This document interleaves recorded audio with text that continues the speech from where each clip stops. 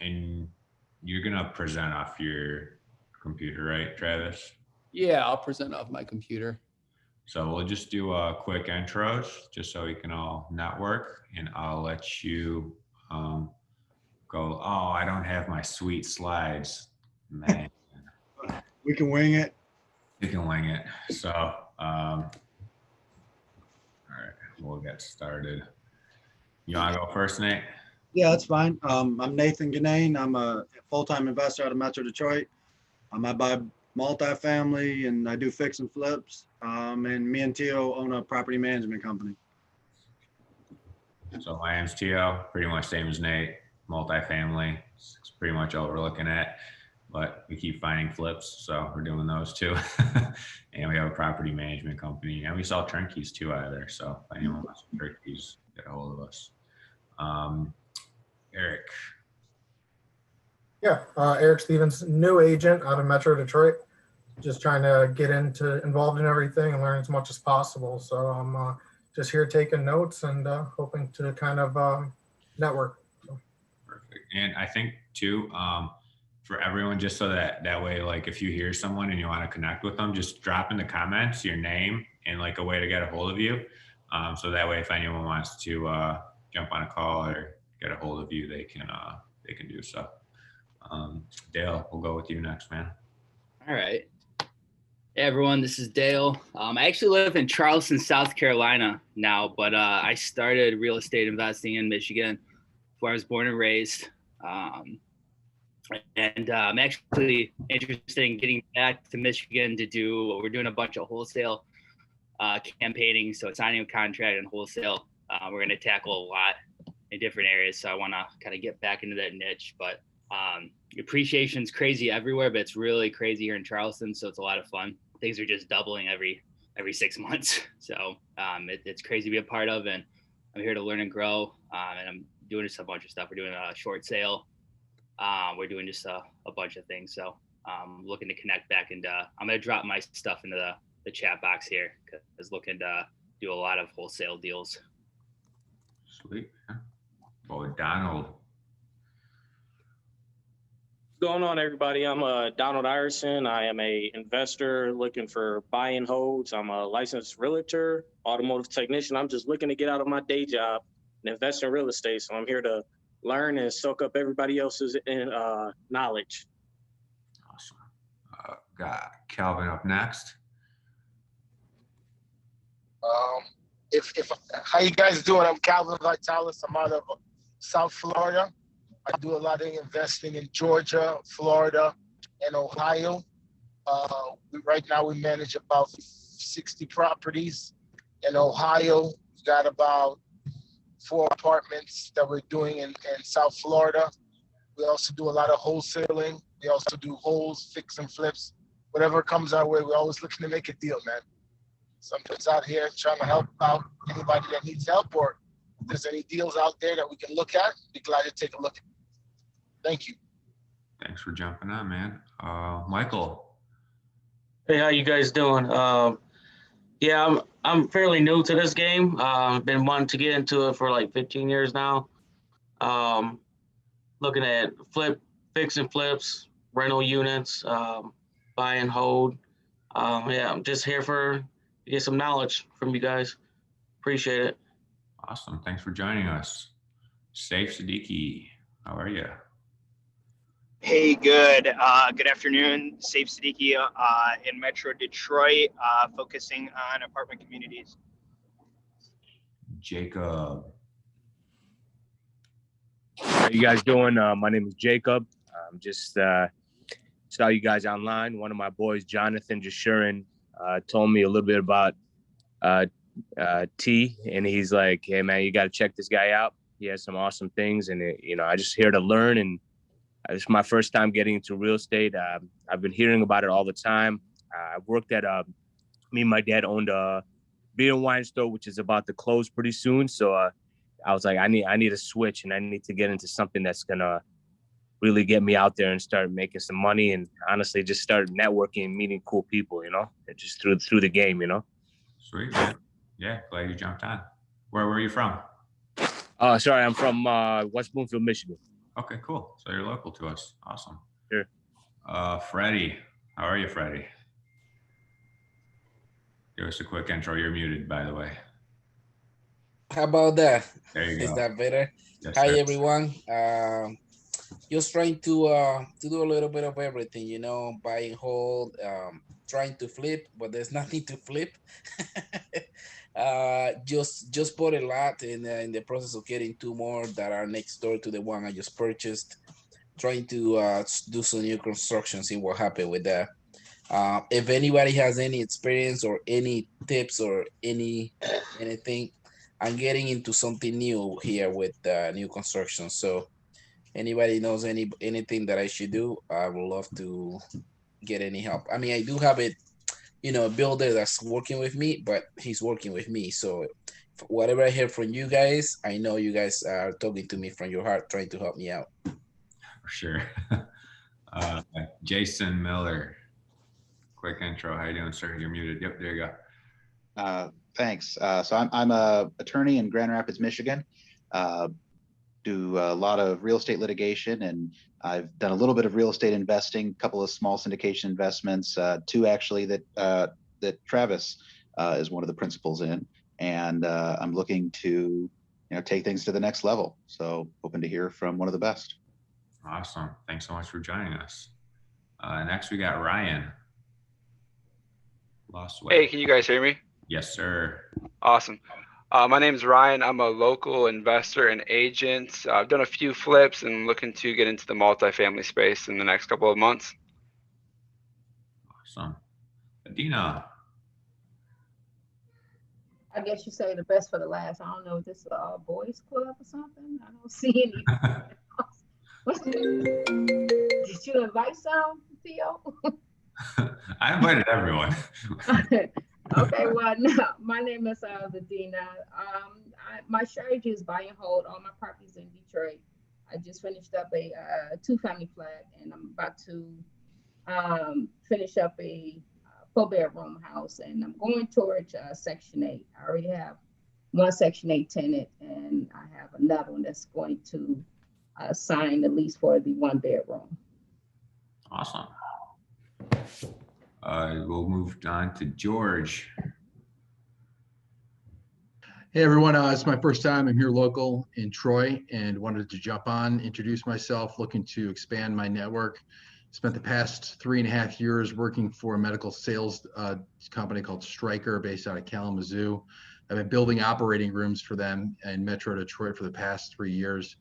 Past 2 years, I've been wanting to get into real estate and just made the jump at the beginning of, last month. So couldn't be more excited to do this, full time. I've got a rehab that I'm working on in Boston Edison right now. I should say Boston Edison adjacent, but I'm really excited about that. And I'm looking to build my wholesale business to be able to do a couple of fix and flips a year. And then my longer term goal next 2 to 3 years is to do, multifamily. So thanks for having me, and just looking to learn as much as I can. Thanks for joining us. Barry. Hey guys. Barry Roper. I'm in Macomb County, Warren area. Probably just down the street from the flip you guys are working on. I've been doing buy and holds for a dozen years or so, and fixing flips here and there. I'm sort of small time, do a lot of the stuff myself. I'm looking to get into multifamily, a duplex, triplex, something like that. So really here to glean any information. Thanks for joining us. Paul. Someone say my name? Oh yeah, Paul Jones. How's it going, man? Sir. So, hey everybody, my name is Paul Jones, wholesaler, work with Safe as well. Also looking to turn things up this year with some fix and flips, more specifically towards the end of the year after May. But the long-term goal is to be a mixed-use development, developer. And so I've been working on that a lot this year as far as connections. So I've been working with a professor at the University of Michigan, Mark Norman, and a few friends who are also into development and low income housing who work with Century Partners. So I work with the owner, David Alade, just learning more about the development side. So that's what I do, but full-time wholesaler at the moment. Thanks for joining us, man. I missed you. I haven't seen you in a while. Missed you too. I know. Tony. Yo, is that me? Yes, sir. All right, let me give you guys my mug. All right. Hey. Hey. Good to see everybody. It's awesome. Tio, Nate, thanks for doing this. It's amazing. My name's Tony Fain. I work at Colliers, and I'm a procuring broker for a team that focuses on multifamily. So one of the things I was saying in the notes is send me your email and your name, and I'll send you what we call a first look. And that's when we procure multifamily, we send them out. We like to send them out in batches, little 2 and 3 groups. We also do a quarterly newsletter or a quarterly multifamily market summary, which is interesting because it usually has a lot of, updated comps for Michigan, and as well, a bunch of interesting articles that I find that I really, think that are real helpful. For example, one of them was like the top 5 multifamily podcasts. And then, there's really interesting things. So I love to connect with all of you, and thanks again for doing this, Tio and Nate. Look forward to tonight. Thank you. Awesome. Thanks for joining us, man. I haven't seen you ever since like last year. I know, I got hair, man. I got hair. It's long. All right, we'll go with, I think Travis. I think you're next. Hey, evening, everybody. Travis Way in Lake Orion, just outside of kind of Metro Detroit area. So, yeah, I'm new to this. I'm looking to expand my portfolio a little bit. I want to get into real estate, so I'm just absorbing and trying to learn all I can. So, thanks for setting this up, guys. Thanks for joining us. Kyle, how are you, man? Haven't seen you in a while either. How are you? Familiar faces, man. Hope you guys are doing all well. Hey, it's kind of hard to hear you. Oh, is that better? A little bit. Yeah, go ahead. We can hear you. Good to see you guys. Familiar faces. I miss you. Kyle Madek, licensed agent. I'm in the Sterling Heights area, Tri-County. Working a 9 to 5, hoping to get out of it, and here to listen from everybody and continue learning. Awesome. Thanks for jumping on. Alan.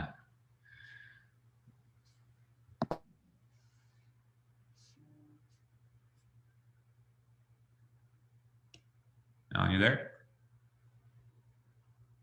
Oh, he doesn't have a mic. All right, so you'll do your intro in the comments. And I think last we got John. Oh, maybe we don't have John either. It might be the same thing. Yeah. All right. Yeah, John, if you can't speak, just drop your stuff in the chat. I think I called on everyone. My box has moved around a few times.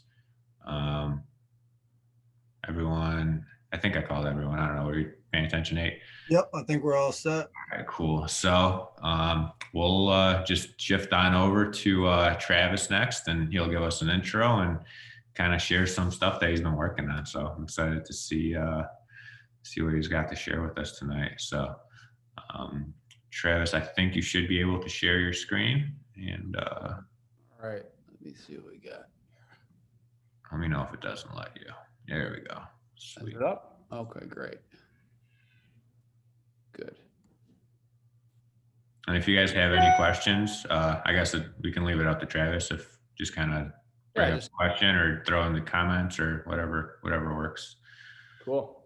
So, all right, cool. The floor is yours, Travis. Go ahead.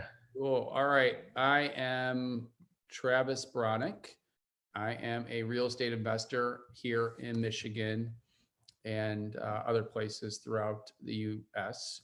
I'm a recovering attorney, as one of my partners coined for us. Left my practice about 2 years ago to focus on my real estate portfolio full time. I am mainly a multifamily investor now. It's what I focus on, and particularly value add opportunities, which is a term that everyone probably hears quite a bit out here in the market. Is this is a value add property, right? So we'll talk about what I view value add properties as and what they are this evening. Here's a little bit about me. Husband, father 2, Grace 5, Parker 3. Practiced law since 2007. I focused on real estate and business representation. Been in real estate for 17 years. I would flip Section 8 turnkey rentals. I did several hundred of those back during the last downturn. Then I changed over to buy and hold as single family homes. My portfolio single family goes from like Lake Orion to Oakland Township to Birmingham to Rochester to inner city Detroit, all over the place. Multifamily career started in 2017. And I have in Michigan, I have, trying to see if this is the numbers, I think 6 complexes here in Michigan. I'm working on my 7th complex right now. I own a small hotel in New Mexico, acquired that a year and a half ago. That's been a lot of fun, especially during COVID. And my key to success is to find someone that's already been there and learn everything that they know, right? That's the easiest way to figure out anything in life, is figure out who's doing it better than you or doing it the best and ask questions, right? So, and I still do that every single day, is ask questions, right? A little bit about, we're talking about multifamily, why I love multifamily property. Multifamily property is much different than single family property because it derives its value off of a concept called forced appreciation, right?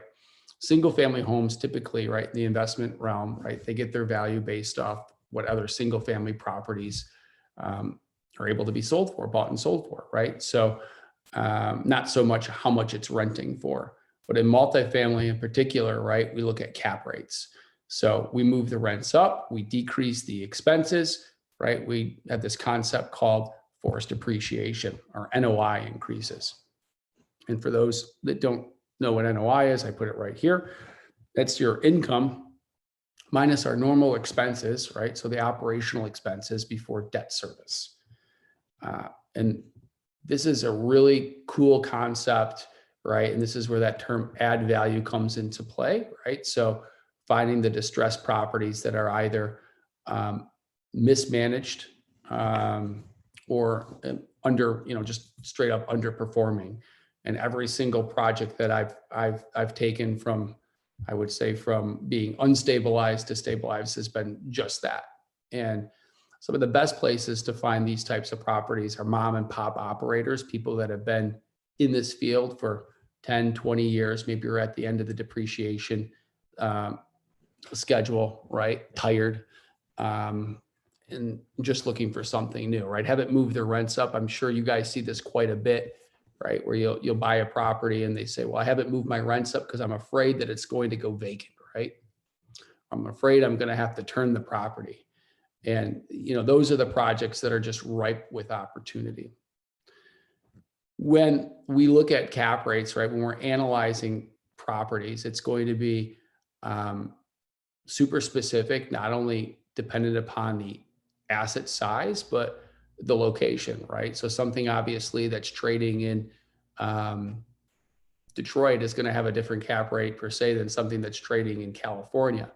And typically, I think most brokers and most investors would tell you that the cap rate correlates to risk, right? So the higher the cap rate that we're achieving, right, typically there's going to be a higher risk that's there, right? And cap rates, for those that don't understand that concept, that's okay, right? That's an unleveraged asset, right? What is it if I paid all cash on the property? What's my rate of return back?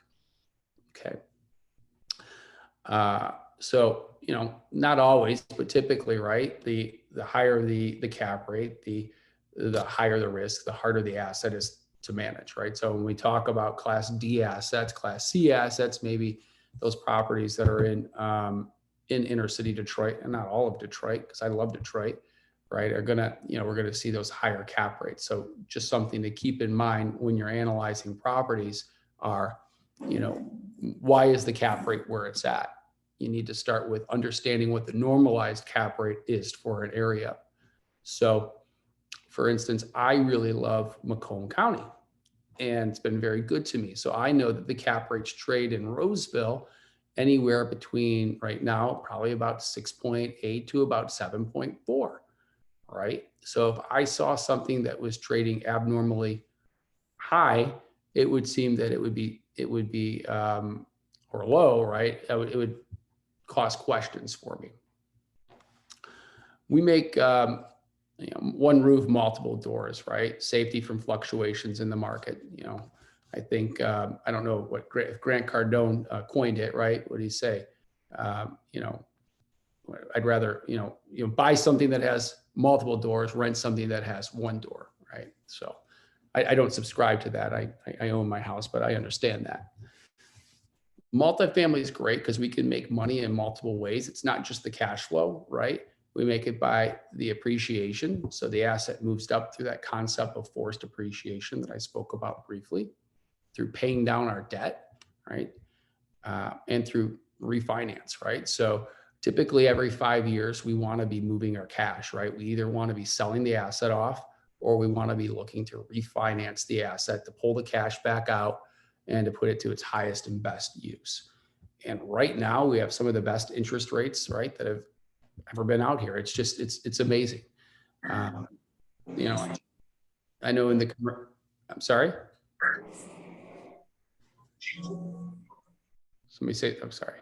You know, we've been financing properties in the, you know, low threes with term rates, or with amortization rates anywhere from 20 to 25 years, right, on a fully recourse product. And for those that don't understand, or maybe are new, right, in the commercial world, right, the larger the asset gets, the easier it is actually to get financing. So when I started out in the space, 1 minute, guys. Good night, honey. All right, I'll let you go, okay. I'm on the phone. Okay. Yeah, okay, you hug me, okay. I love you very much, okay? I'll come see you in a little bit, thank you. Okay. Sorry, guys. Family first. Yeah, family first, exactly. Yeah. It's beautiful. Thank you. I lost my, so when I started out, I got scared about big numbers, right? I stayed in my comfort zone, which was single family homes, right? I could acquire them relatively cheap. I understood it. I didn't leverage the asset, and I lived off the cash flow. It was great. But I realized that if I wanted to jump to the next level, I needed to think bigger, right? I needed to get into bigger assets, and I needed to use leverage. And actually getting into these larger projects is a lot easier. They look less at you and more at the project, right? And there's safety in having multiple rents in one space, and banks understand that. In fact, during the last downturn, multifamily housing was one of the most stable asset classes, if not the most stable asset class that was there, right? And that's why, the terms are typically more favorable. Another reason I really, really love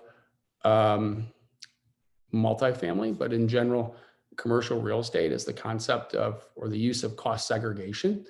It's a strategic tax planning tool that allows companies and individuals who have constructed, purchased, and expanded or remodeled any kind of real estate to increase cash flow by accelerating the depreciation deductions, deferring federal and state income taxes.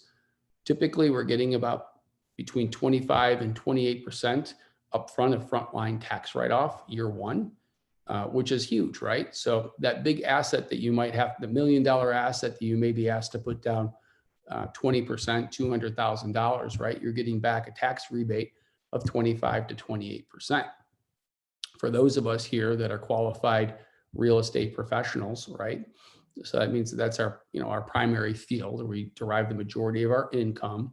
And there's other ways to get into that category, especially if we're married, right? We can shelter all of our real estate income against this loss, okay? Or if you're in a syndication as a limited partner, it may be a way to offset all of the income that you're deriving from the syndication as a limited partner. My asterisk is always, talk with your own independent tax professionals.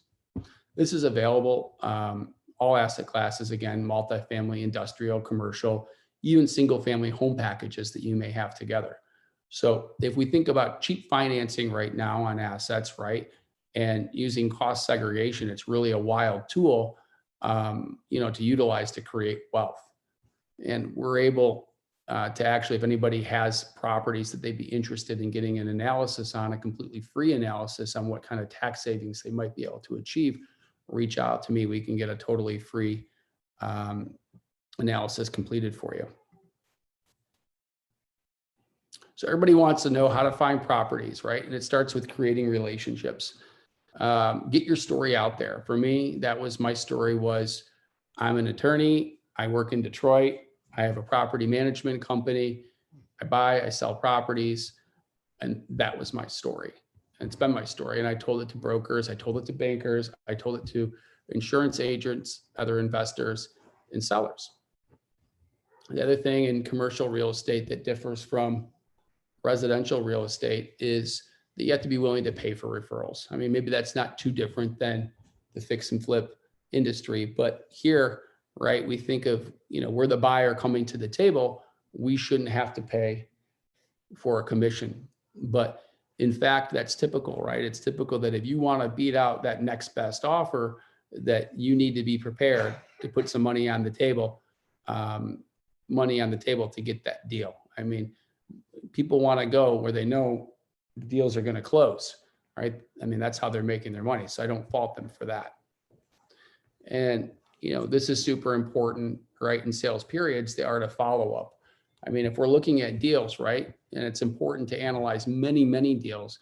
You need to understand those cap rate metrics in your area, right? If a deal doesn't work for you, you need to tell the broker why the deal didn't work for you, right? I mean, oftentimes I'm getting deals that are sent to me by brokers, and perhaps it's the first time that they're even going through them, right? They just want to get something out there quickly and haven't had the opportunity to analyze all the data. So they're gonna appreciate that you took the time to go through it and to tell them why it didn't work for you. And it's going to foster that relationship. Grace, I love you. Go to your mom, please. Thank you. I still use MLS and LoopNet, but like most of us know, right? MLS is typically glossed over, doesn't have the deals that we're looking for. And LoopNet typically is the same thing. But in this past year, for me, it's been about looking for non-conventional deals, right? Things that are mixed use, or in the example we're going to look at, a fractured condominium site that I acquired. And it's like a little mini apartment. Just a little tip, real estate's about teamwork, creating win-win partnerships and relationships. You need to, when you're analyzing the deal, you need to make sure that it's the right fit for you and your family. And what I mean by that is it something that you're going to feel comfortable in owning and talking about and in managing? Make sure that your employees and your contractors will service the property, right? If your team is used to working in a neighborhood, right, they're not going to feel comfortable working in subsidized housing in Detroit. It's going to be a big shift. And that big shift might be too much time and it might cost too much money. You need to factor all of that in when analyzing your deal. And make sure, right, that you're able to identify with your residents. Again, I do a lot of subsidized housing, but I know there's a lot of people that don't, but you need to be prepared to humanize. In this business, we need to shed titles of landlord and tenant, and we need to remember that we're all human beings at the end of the day, right? So while this is a business, right, clearly this is a business for us, right? There's people, right, that this is where they live, right? We need to respect that. Okay, I'm gonna shut my door here again. So I bought this project here. This was a fractured condominium site that I purchased in Q4. And this was the result of a relationship that I fostered with, or actually part one of two, that I fostered with a broker, a commercial broker. And the commercial broker presented it to me, knew that I bought it in Macomb County and several other complexes. And at first I said, oh, awesome, man. Well, how much of a commission do I owe you? It was off market. And he stopped. And I said, oh, do you want to be in on the deal? He said, yeah, I want to be in on the deal. I said, great, let's do it. And so we acquired the first tranche, started out, let me see if I have this. Yeah, okay. The first tranche started out as 33 units for 3 owners. So, and we didn't have contracts with all 3 of the owners. We had a contract with 1 owner, and we managed to find 2 other people inside of a complex. I think it has 107 total units. Okay. And it was great. Right. So we acquired at a total unit price of $43,000, which was absolutely amazing. And we went to tranche, closed that first tranche there, and went on to acquire the second set of 16 more units at a purchase price of $50,000. And I'm sure there's a lot of people on here that acquired condos. I really love condos, actually.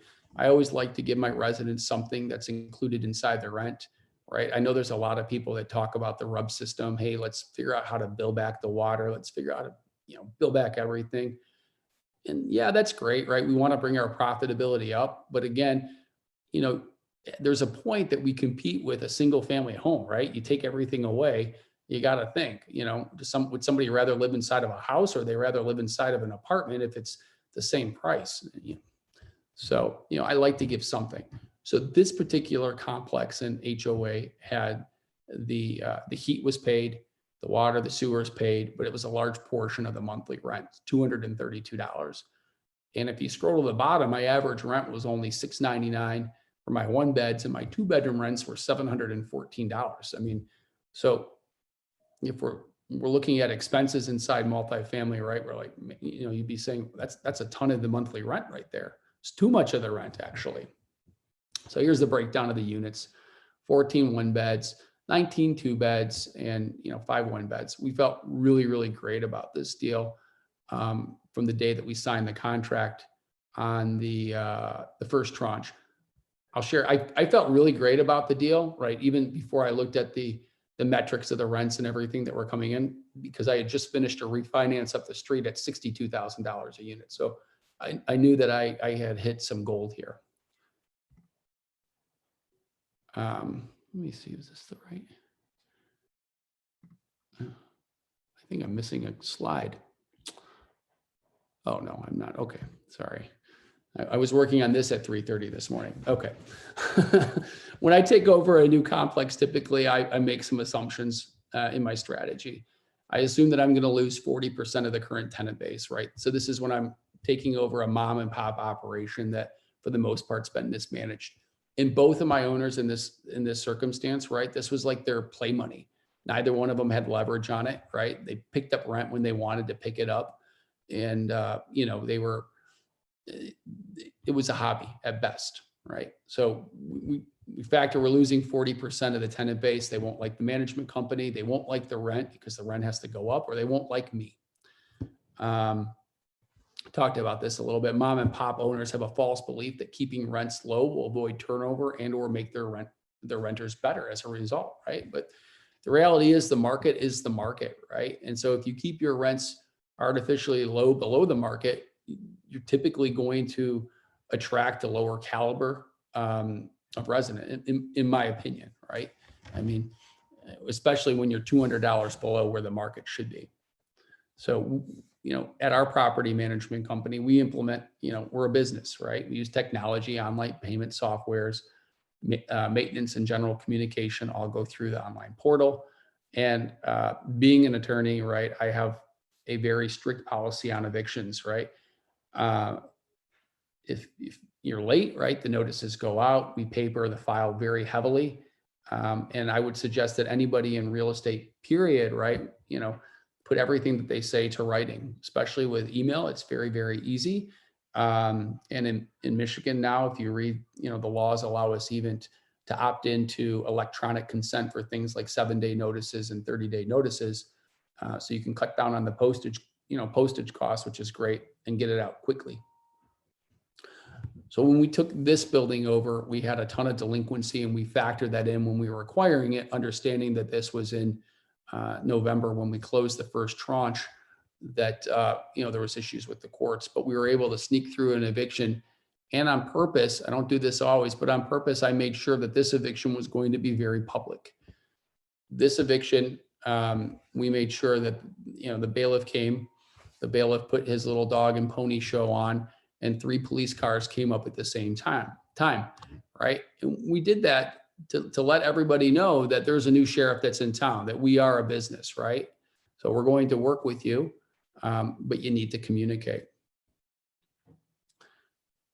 This is a little, should have been, sorry. Our other strategy when we took over this place, and it's important with the fractured condominiums, right, period, is to understand the homeowners association, making sure, is it properly capitalized, right? Or is it running at a deficiency? That's, going to be super important because you're stepping into that seat. For us, we were going to be stepping into owning nearly half of the complex. So if the reserve balances were light, right? That's something we were going to have to pick up disproportionately. And we already banked on the fact, though, that my partner and I, we said, you know what? Well, great. Maybe we're going to be able to go and stir things up with the homeowners association. We're going to go ahead and force our hand and make some of this CapEx get completed that needs to get completed. And by virtue of doing that, we can make some other owners that don't want to sell, right?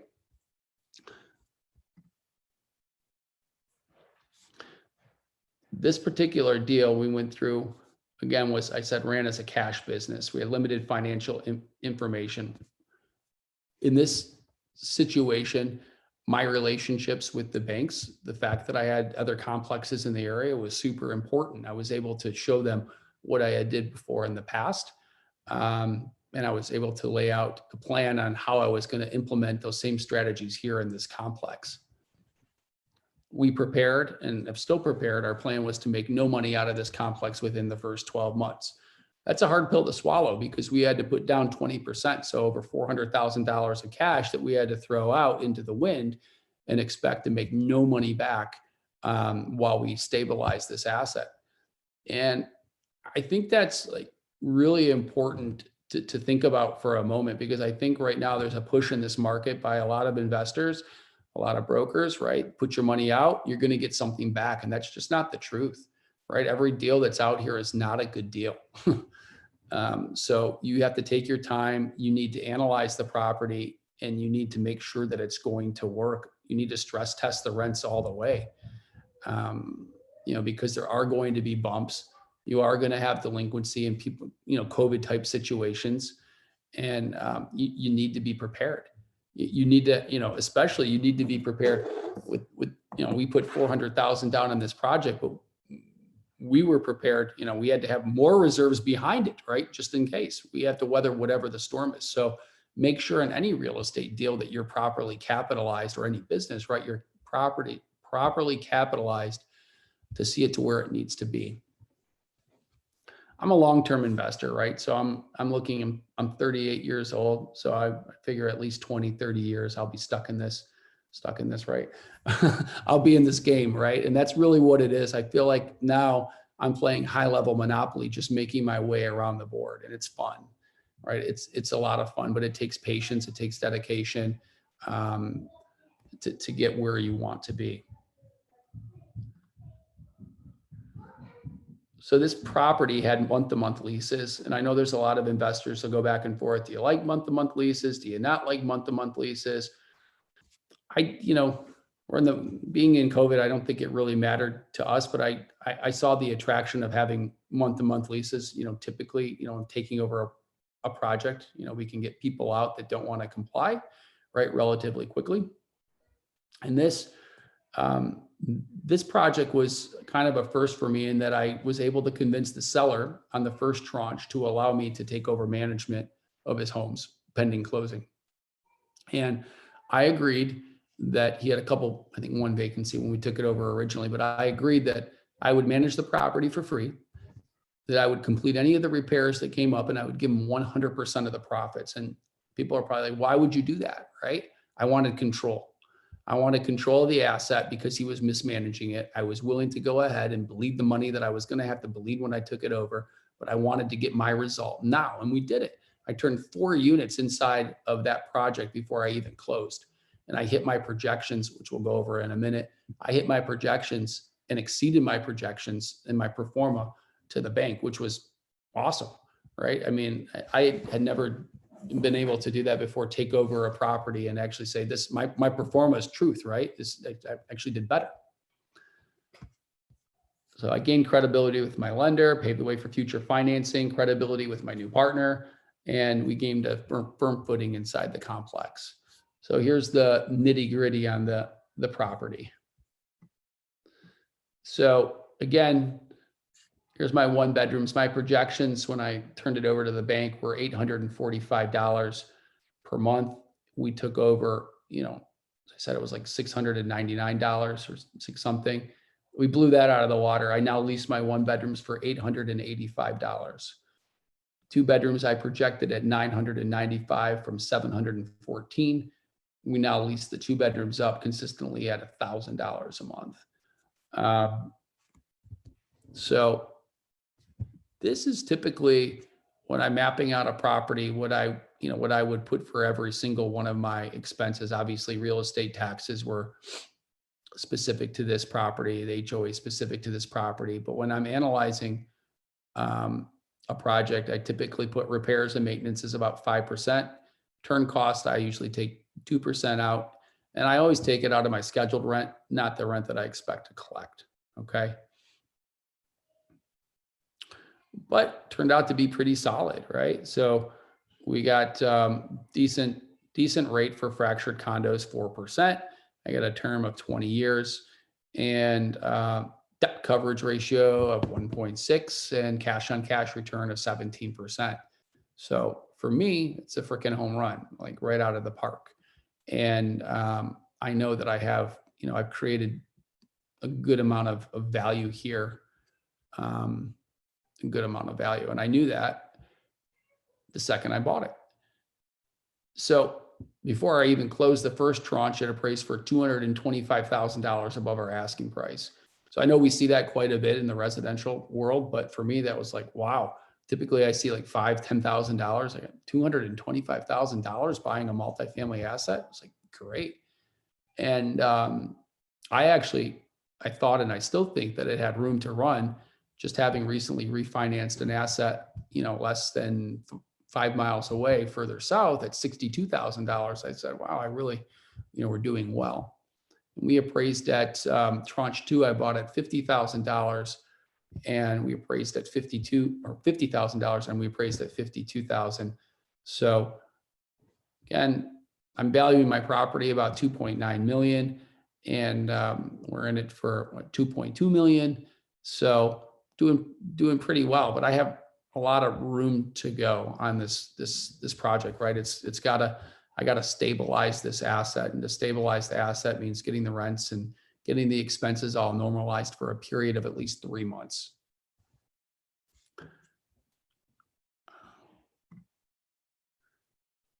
If anybody has any questions, I'm happy to answer any questions specifically about these deals, finding deals, anything multifamily. We pay referral fees for off-market deals. Anybody looking for cash partners, happy to help on that. This was the last project that I did, but this last year, I think the last time I was on with UTO, I was talking about my project over in west side of Detroit. I took down 22 units. At that time, we purchased that at the beginning of COVID. That was a pretty cool project. It was went through a renovation, just about $200,000. I did a renovation on that project and took the rents from about $2,800 or so to about $15,000 a month. And that was cool. But, it's hard, that was a first for me doing a huge renovation of that scale, a $200,000 plus renovation unit by unit. We did roof, we did windows, boilers, and hot water tanks. And it was a nice learning lesson for me about probably about 75, 80% done on that project now. And that'll be cool because by the time that's done, that fully stabilized asset, talk about add value, right? Finding the diamond in the rough and shining it up, right? I'm going to double the assets worth anywhere from $800,000 to $1 million. We project on that. And getting ready to start a similar size renovation, 32 units on the east side of Detroit over off Chalmers. We're doing a full, pretty much gut rehab over there. So that's, I purchased that about the same time, but had to put it on hold, and really excited about that project. That's going to be one for the books when it gets done. That's going to be about a $500,000 renovation project that we're starting, where we already started. So very excited for that. Wow, that's awesome. I know I got a bunch of questions for you. I'll see if I'll ask some.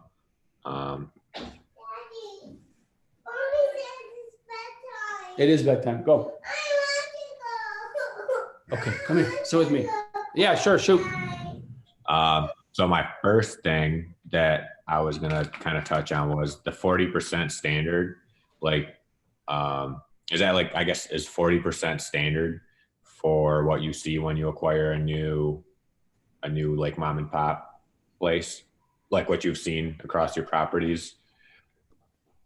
Yeah, typically because I just think there's most people, like I'm looking at a deal right now that we just started due diligence on, and it's typical that the rents are artificially low, right?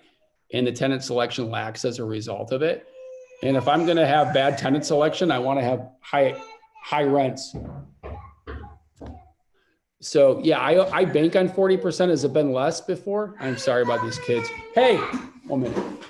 You're good. You can take care of that. We'll hang out real quick. Yes, I was wondering about that, and I'm curious to see how you did the before management after after even buying it. That's really sweet. Yeah, I'm gonna ask him about the board seat thing. I was wondering how that went. But yeah, everyone else in the room too, if you have any questions, like feel free to. Yeah, just throw them up there. Or, yeah. Yeah, that was a lot of information. It's really cool to see the I can do that with condos like that. Yeah, I think the best deals out there right now, though. I mean, everybody's so focused on looking at the vanilla. This is the 4 unit or 8 unit or 40 unit. We want to go hit the home runs. And I think we miss the things that are right under our noses, like these, like fractured condos or something that has a component of having industrial underneath with apartments on top. So there might be less people competing in that space, right? If we think outside the box. I never would have thought of looking for these fractured condos, to be honest, unless they were brought to me from a relationship. That wouldn't even have been on my radar. Where's the place on Chalmers that you're working on? It's on Frankfurt. Okay, yeah, I got a store on Wilshire and Chalmers. That's where my my business is at. Oh, okay, awesome. Yeah, right around there. We've been there for about 25 to almost 40 years, actually. The store's been there. Oh, God bless you, man. Yeah, thanks, man. Okay, yeah, it was tough. It's tough. Yeah. Yeah. The other thing I was going to ask was, like, how did you have to structure the deal for them to let you, because you said you turned like 4 units, right? So like, did you have to like structure a certain way? Because I'm guessing you probably had to pay for like the rehabs on those, or how did that work? I did. Yeah. He was cool though. I mean, he wasn't. He had a lot of crummy tenants, right, that we inherited. So a lot of default.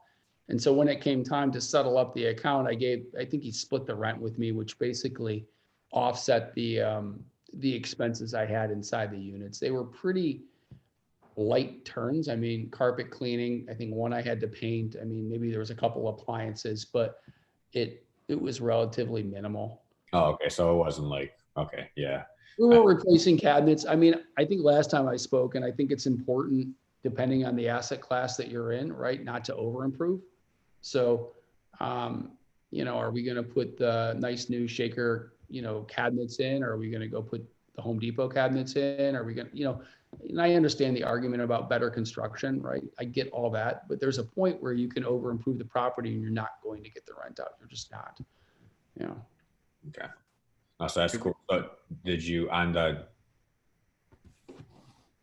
I guess from like a contract standpoint, because right, I think that's like a huge benefit to take over management from these like mom and pop guys that don't really run anything. And I think they have enough incentive to get to let you do it, right? Because they're still getting their full rent, they're not paying you. I was just kind of wondering what if you have like anything in your contract that kind of like protects you in case like something were to happen. As far as the deal didn't close or with liability? Yeah, something like that. Like, was it just kind of like a gentleman's agreement sort of thing, or? I had it wasn't in my purchase agreement. It was something I thought of after the fact, and I just approached him with a really just one page, one paragraph. I didn't want to get all legalese on them. Sign this, let me go lease your piece of property. You get the rent. I have to pay all the expenses, and that's that, you know. I think it's like an offer you can't refuse, right, from his side.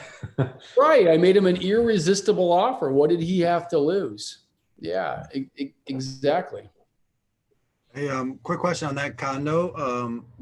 I mean, I understand, like, you know, financing, purchasing a bunch of condos from one guy, but you said there were multiple owners. What kind of loan, like, how was the financing? Like, how'd that look? Yeah, it was the first tranche. We had 3 different purchase agreements, and it was a little chaotic. One guy was out on his yacht in New England and had to come back, literally had to come back to meet the mobile notary to sign and FedEx everything off. But I mean, it happened. We had 3 different sets of closing statements and one loan that showed up on somebody's statement, and it all got completed. Thank God.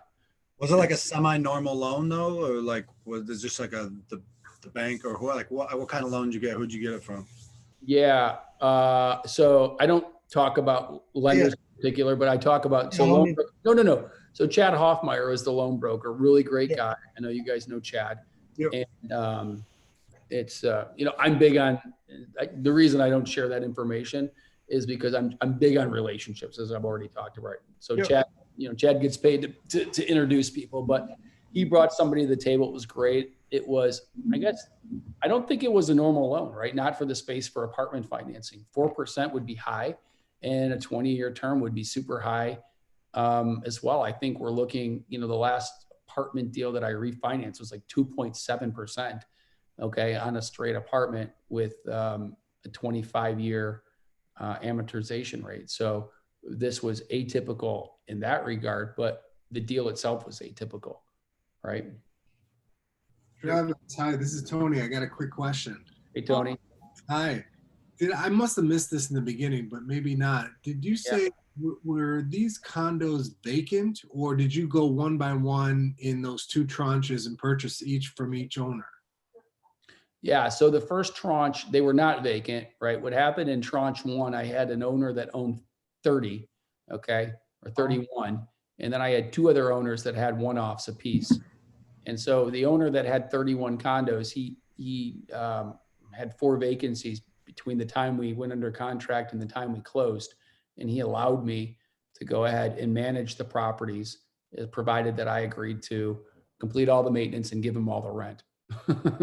So, yeah, it was a win-win for me, right? Because I would have to do that anyways when I took over the asset. But to be honest, I didn't want him to release the properties up $200 underneath market rent. And then I'm not familiar with fractured condo, the terminology. Does that just mean a subset of the total condominium complex? Is just a portion of? Yeah, exactly. So this actually used to be an apartment complex, right? That they turned into condominiums. Okay. Thanks. So I guess like looking further, is your play to try to buy, like figure out who owns rentals in there and just pretty much just essentially buy up the whole thing? Stalking everybody on Facebook, Instagram, mailers right now. I'm their best friend and their worst friend all at the same time. Yeah. Like I said, once we get our board seats, I have a plan, right? So my plan is either everybody's going to fall into line and make it a great community for people to live because that's what I want.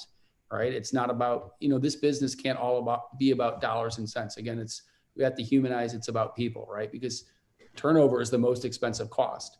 And, we had an issue early on with like flooding that happened because there's some below grade units, and there was some flooding that happened, and it was seeping in from a sewer, and the association didn't want to go clean the carpets. I cleaned the carpets.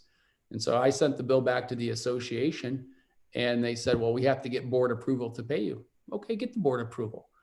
So we've taken a real direct approach with the association, and this is what's going to happen and where we're going to go. I've been super direct, right? And I think owning, nearly half of the complex, any smart person would understand that they have to listen to me, right? A lot different than someone that has the 1 or 2 units inside of the complex. But certainly my goal is to have every single co-owner in there have a sense of appreciation for that community and make it shine like it should. And if they can't, that's okay too. Then we'll put the proper procedures in place.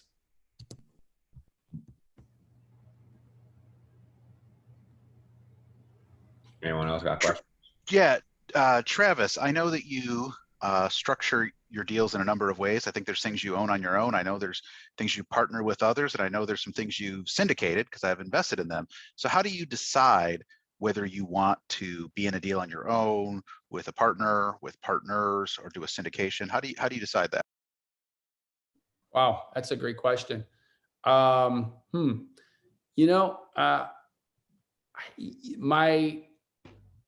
until probably about maybe 2 years ago or a year ago, really, I wanted to do everything on my own. I wanted to be the bull. I wanted to own as much as possible. But my mindset has shifted as of late, right?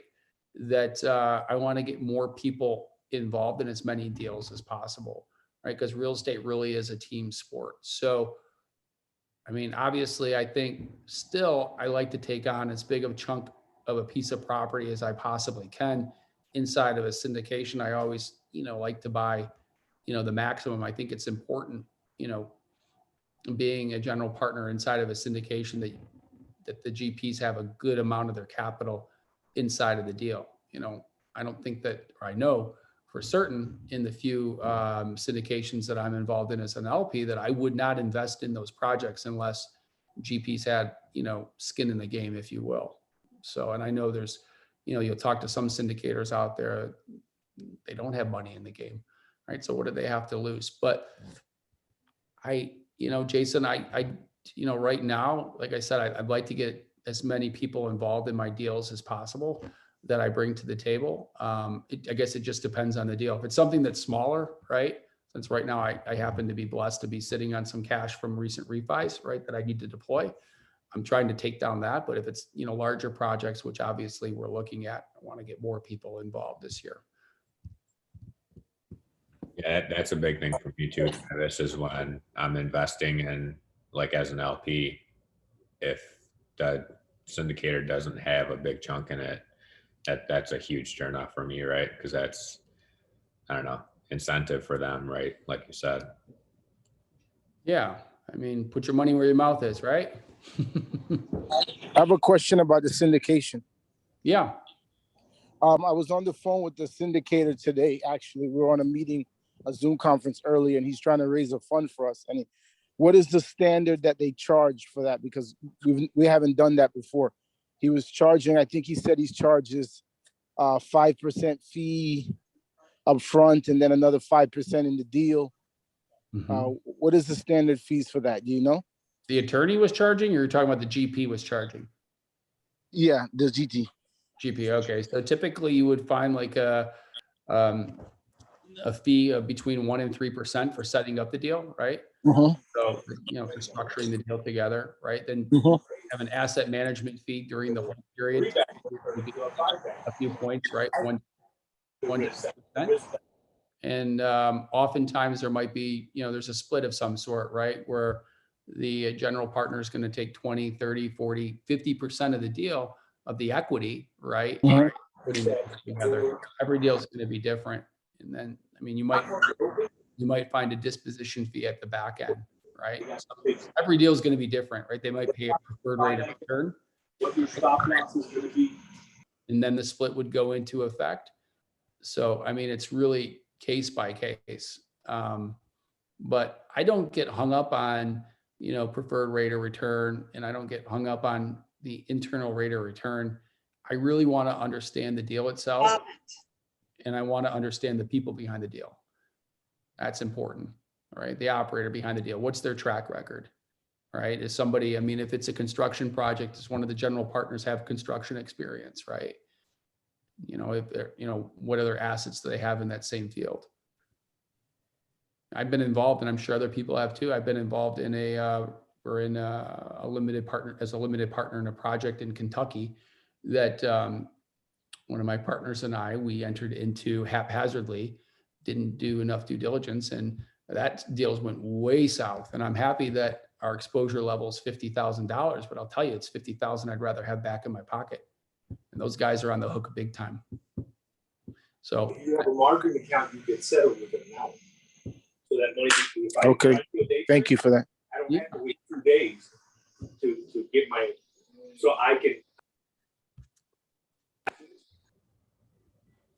Travis, you mentioned the 6.8 cap rate for Macomb County. Are you finding that for anything outside of Detroit? I know you said it's higher in Detroit, but are you finding that for areas outside of Detroit? No, this was like in Roseville in particular, just because I had 2 projects that were recently appraised, and one appraised at 6.8 and one appraised at 7.2, and they were literally within half a mile of each other. But I mean, again, I think it's important to know where the cap rate should be. That was the point that I was trying to make, right? Not so much where the cap rate is in particular, but where the cap rate should be. I'll share this. And sorry, Tony, every OM, or just about every OM that I've looked at or look at, right, has some level of inaccuracy. And I don't necessarily think that it's the broker's fault in that instance. They might be getting bad data or not enough data from their seller, right? So that's going to skew where the cap rate's at. I'm doing due diligence on a property right now, and I mean, the numbers are wildly different from what was, presented. And, and if you're off by $10,000 or $20,000 or more, right, that's could skew your cap rate significantly.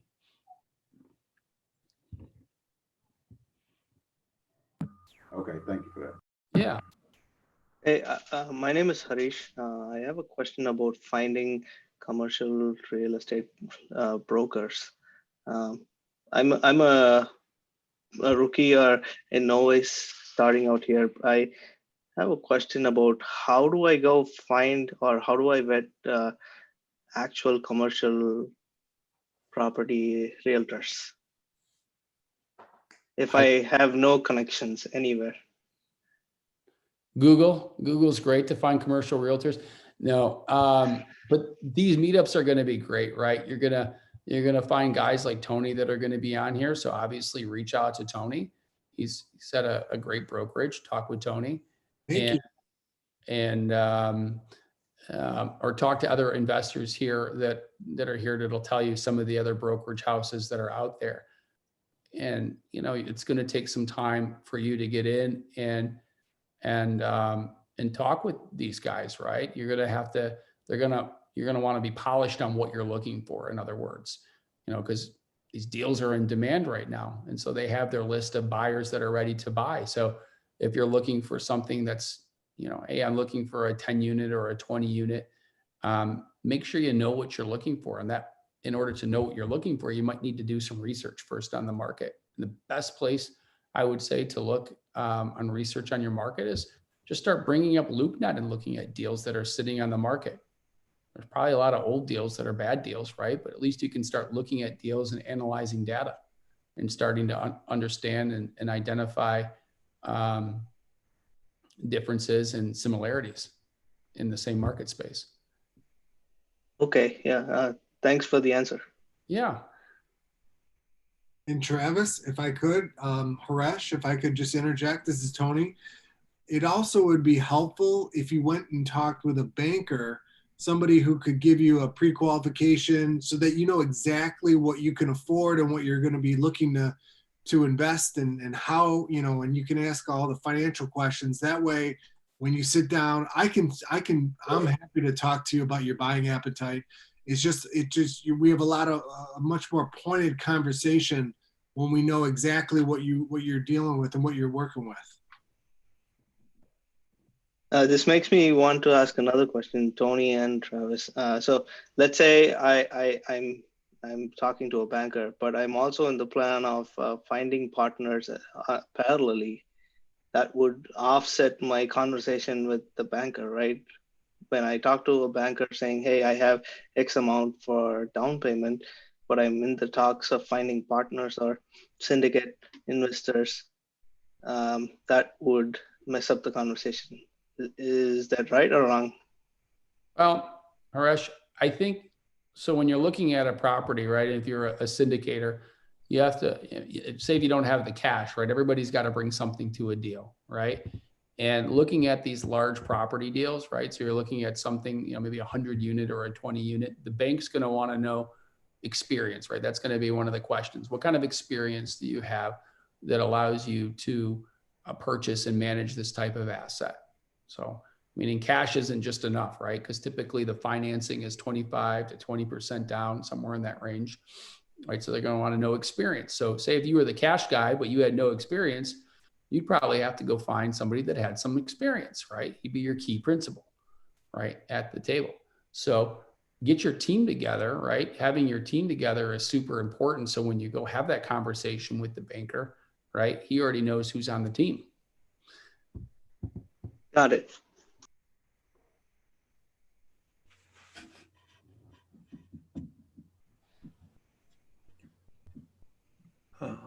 I saw someone else unmuted. I just can't find them.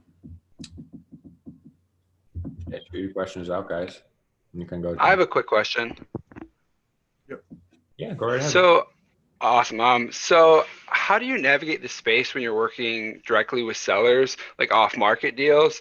I know when you get a deal from a broker and there's a polished OM and you get the rent roll and the T12 and all the information kind of laid out for you. How do you navigate that space when you're working with a mom and pop seller that they've been self-managing, they don't have all that information for you, they're kind of just not really having all that information that you need?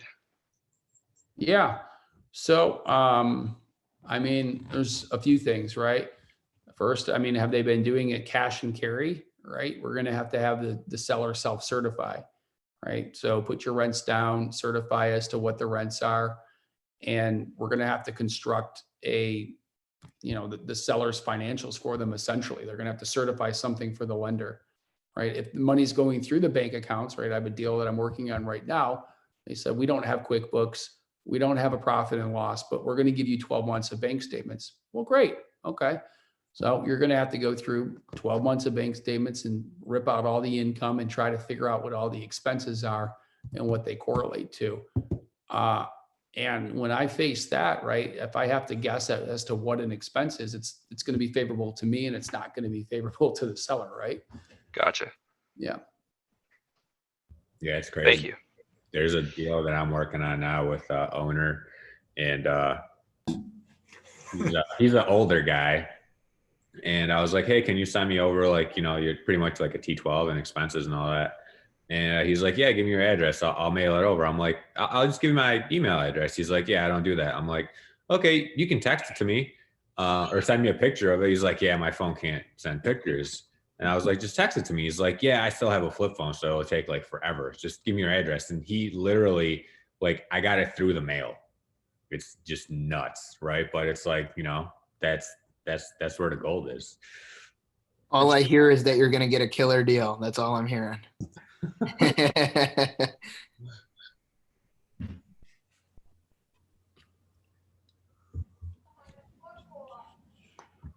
got anything, Nate? Or anyone else? You guys got to have more questions. What's everybody working on? Anybody working on any deals right now? Any multifamily deals? Yeah, there we go.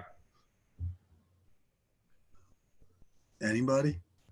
Yeah, I've got a couple offers in on a 4-unit in Lansing, a duplex in Lansing, and then also the highly sought after 8-unit in Midland that I'm sure everyone's aware of. So that was the off market one I was talking about, that I'm just trying to navigate that and just really use it as a learning experience, because I know there's tons of people that are going after that deal, but just working with my lender and trying to, you know, gather all the information for expenses and underwrite the deal myself essentially. So My advice on that would be, right, sometimes on these deals, right, in this market, you got to take a leap of faith, right? You want to sit there, analyze, overanalyze the data, right? Sometimes you got to run. You got to know, you know, I like that your market's narrowed, right, from Lansing to, you know, Midland seems to be the outlier. So you should have your numbers pretty well dialed in. But I'm assuming on that deal, since I saw it this morning early, and then Jason emailed me about the deal, and I saw it all over the marketplace, right? There has to be a half a dozen LOIs already in on the deal, right? Absolutely. So I actually got that deal from whoever that person is in connection. I think I don't even think they have it under contract. She's not the owner? She told me she was the owner. She lied to me? No, she's like shopping it around for the owner. Oh.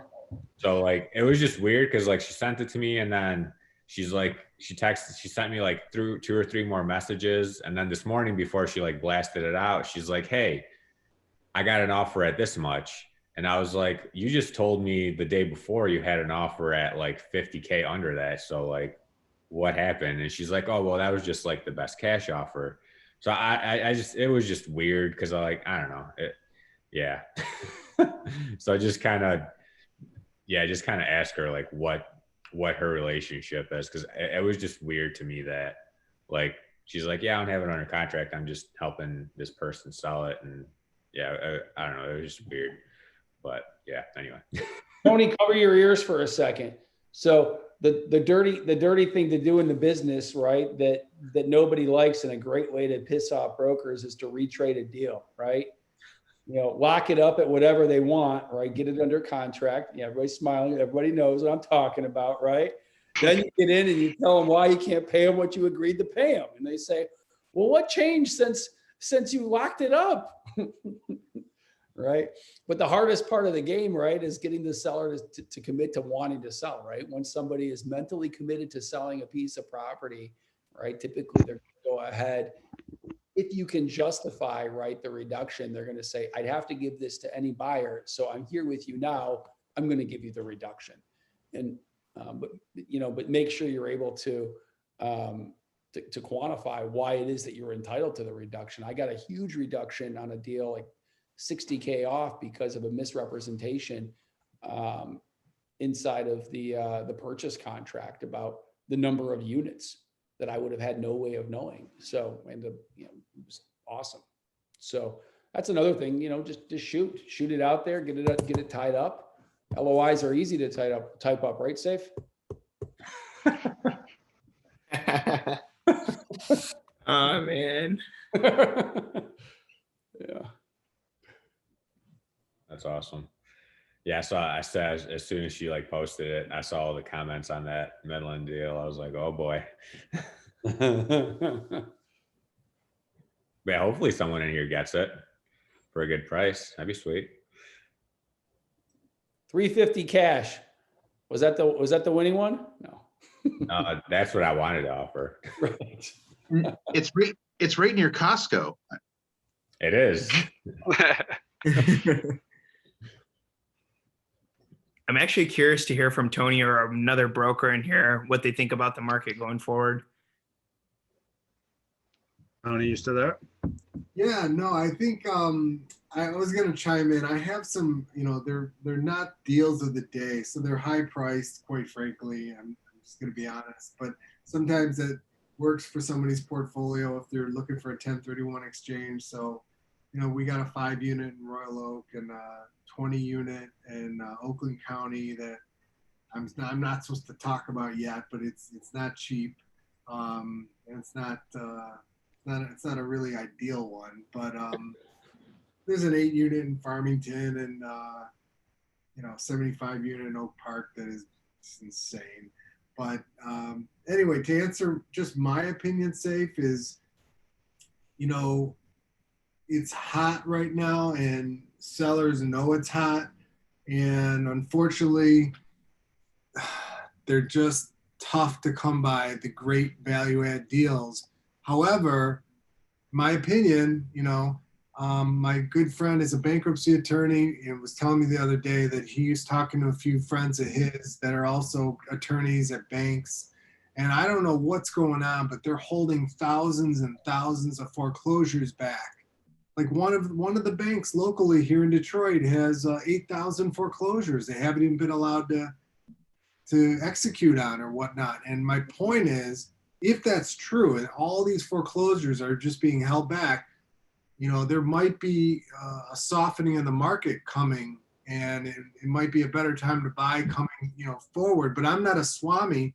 I don't know. I'm not a future reader, but it just seems like right now the prices are real high. And if it fit, you know, if it scratches your itch and fits your need, and you're happy about it at the end of the day, and you're excited about it, then I think it's great. But it's tough to come by those great deals.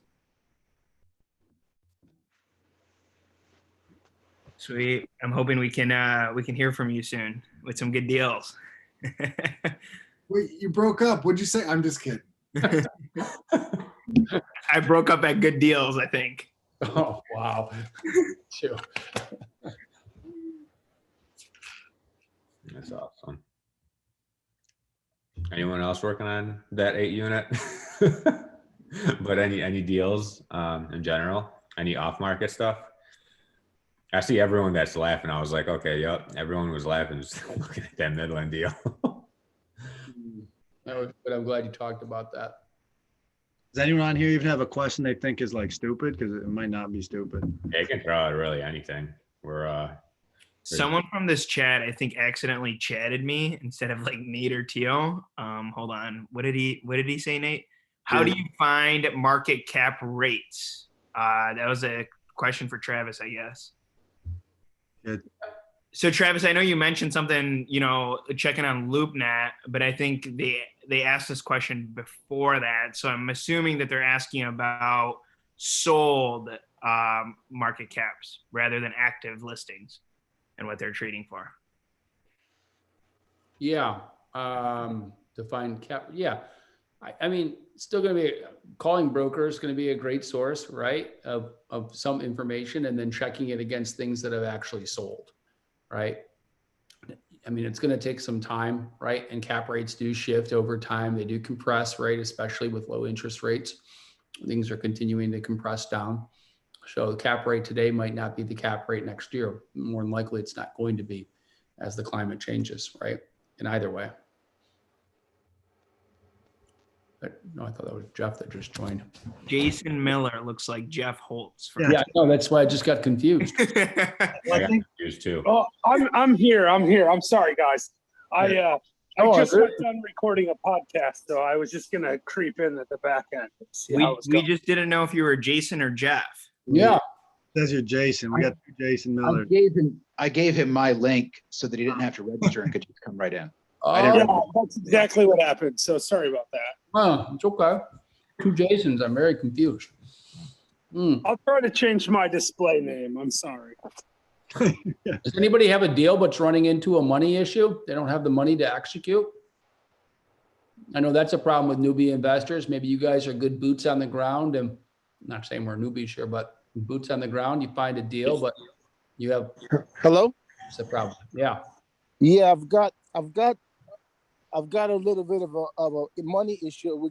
I'm getting a lot of deals coming in right now because we're doing a lot of cold calling, we're doing a lot of mailers, we're doing a bunch of marketing. Yeah. And before we would mostly buy all the stuff we get, and now we're trying to wholesale some stuff because we're getting a lot of stuff on the table. So I applied today for some gap funding, and I'm hoping that it comes through to get some gap funding or line of credit so I can continue to buy, because we've got about a bunch of projects going on and we're just getting a lot of deals we're getting. We submitted about 4 offers today. Wow. Are you local, Kelvin? I'm based out of Florida.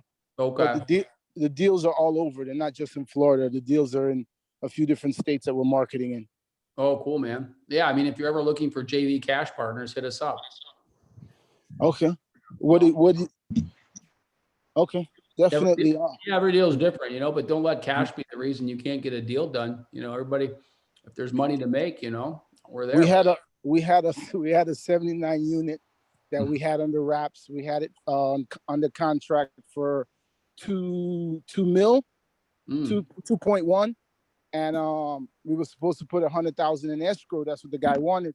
Yeah. And we got the escrow in late, and the guy voided the contract. And we had it sold for 2.5 to a cash buyer. Yeah. Yeah, man. Take my email. Take my email here, man. I'll fly down with a suitcase of cash for you if you find a good deal like that. We'll all eat, okay? All right. I'll definitely. I got your information on the screen, so I'll definitely keep you in the loop. Okay, that's cool. All right. But a lot of it. I appreciate you being on the call today. I was actually at church, and my kids are going to class today, and I'm trying to juggle here and you guys. So I got a lot of the content. Oh, thanks for joining. Really appreciate you joining. All right. So I'm Linda McGee, and I'm just kind of jumping in here because I don't know what you guys are talking about for the most part. I have some single family homes, and I saw this opportunity to jump on the call. So I took it because I want to sell the homes that we have, which are 4, and get into multifamily. So if there's anybody interested in single families in Detroit, we have one in Inkster. Please let me know. We'd like to get rid of them. Drop your info in the chat. I'm sure someone's interested. You want to give us some more details on them? Will do. They all have tenants in them? They do. They're all paying, but they're paying late. Because I've heard horror stories about people who haven't received rent in a year, and we haven't had that issue. Wow. Well, yep, a lot of slow payers right now. Yeah. We give them discounts off their rent if they pay early. Wow. You know, Calvin, we use inside of our apartment complexes, we do, something exactly like that, where we'll have the rent be maybe it's supposed to be $1,000, but if you pay early, you get it for $975, right? Nice little trick. Yeah, we've been doing that one. You do that on single families too, or mainly just apartments?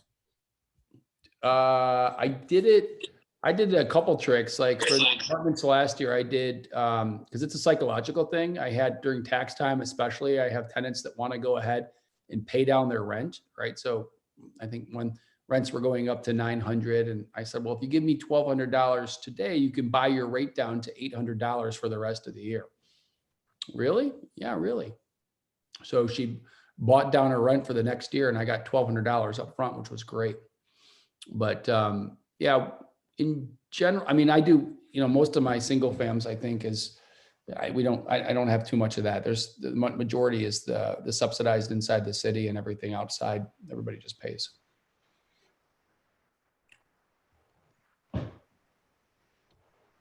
Is anyone I'm getting distracted by that $28,000 house in the comments? I've got a duplex under contract. It has a single, a 3-bedroom, 2-bath on top, and a restaurant on the bottom. And I'm trying to figure out what to do with the restaurant on the bottom. I'm getting a bunch of ideas. It needs a little bit of rehab, but it's just a full kitchen and everything in the restaurant. It's in Ohio.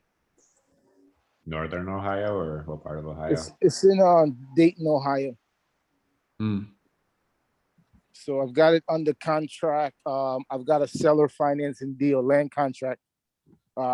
Gave the guy $4,000 down. We got a 10-year, 6%. A property is worth about 100. I've got it down to 45,000. It's got a tenant on top, paying $650 a month. The restaurant's empty.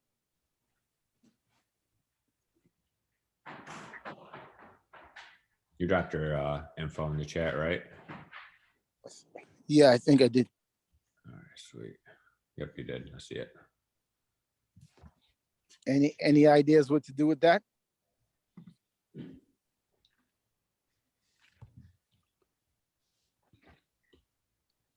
You said it had. You said you got it for 45, right? And you got it on land contract. Yes. I mean, I feel like someone. I don't know how Ohio is, how strict they are, or like what I guess the thing that depends on it's like what area it's in and how easily you could get a restaurant back in there. Yeah. Yeah. I'm thinking about maybe fixing up the restaurant and trying to lease out the restaurant, or maybe partner with somebody that wants to start a restaurant and put up the cash to get it going. Yeah. Somebody told me try to go to the culinary school in the neighborhood and find somebody. Yeah. Some hungry students looking to open up their own restaurant. Another person told me maybe try to find commercial kitchen food truck companies or catering companies that want to use it as a commercial kitchen, and then I could just get a monthly fee from them. I don't know. Yeah. I mean, I don't have too much experience in that space, but to me, that sweet if you got it at 45. I feel like you should be able to wholesale it for, or just keep get it up and keep it going. Yeah, I figure if I get. Do you have something, Freddie? Yeah, I was gonna tell Calvin I wouldn't get into opening a restaurant with somebody if I'm not physically there. Restaurant is a very peculiar type of business. I will say if you're not gonna be there every day, I wouldn't do that. Might as well rent it out to somebody who wants to open their own restaurant, and you just collect your rent. Yeah, I know. Okay, appreciate that. I have a real quick question. It's somewhat boring, but I have a couple of tenants that I was thinking about helping get public assistance. Is there any taboo against that from a landlord perspective? Getting the EDP, signing them up, like that sort of deal? Right. They're not very savvy. They don't know that. Pardon me? You're in Michigan? Yes, Michigan, Detroit. Yeah, actually the EDP program right now, I believe they changed it because before it was two-pronged where the tenant had to fill out their information, send it in to the workers, and the landlord had to do the same. Now, at least, we're only in, I think, Wayne and Macomb that we're working through EDP programs, but we filter everything through our office and send it directly into the caseworkers, so it's not getting lost. So I definitely would help your residents get those programs. I think actually you have a duty, right, to do that to help. I mean, people get scared, right? I don't have the money. I'm scared I'm going to get evicted. And I'll tell you what happens if you don't help them is you get a CDC declaration anyways, and you can't collect until at least April or September. I don't even know when it is. I got hit with a CDC declaration earlier today. And does everybody know what that is? The CDC declaration that comes out? Okay. So that's the moratorium on evictions. Thank you. Thank you. Yeah. Okay. The moratorium on evictions pending the pandemic, right? The lift of the pandemic here. And I think it's either to the end of April or the end of September. Maybe the form that I was served with said April, but someone else told me, I think earlier, that it was through September. Basically, the tenant makes assertions that they don't have the ability to pay the rent. They're going to be homeless if displaced. And from what I understand, it's only supposed to affect non-payment cases, but a lot of judges are interpreting it also to affect termination cases. So those that don't know, right, the termination case just says, give me my property back. I don't care about the money, or at least don't care about the money right now. The 7 days, pay me or leave, right? And the CDC declaration says you can't do anything until this pandemic thing's over. And even if you do get that, can you still sign them up for that like government assistance program for the rent? Or Yeah. it's an option, they can sign up for it.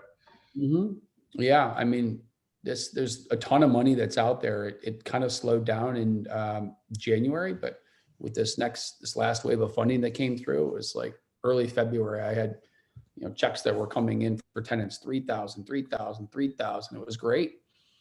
So, I mean, definitely work. I hate using the word work the system, but it's not working the system. It's there to be used right now to help people.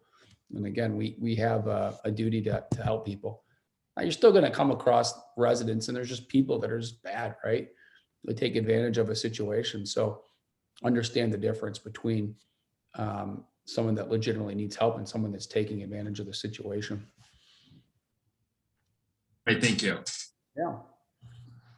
Do those programs, I just don't know about them, do they pay the full amounts of rent, or is it just case depending on?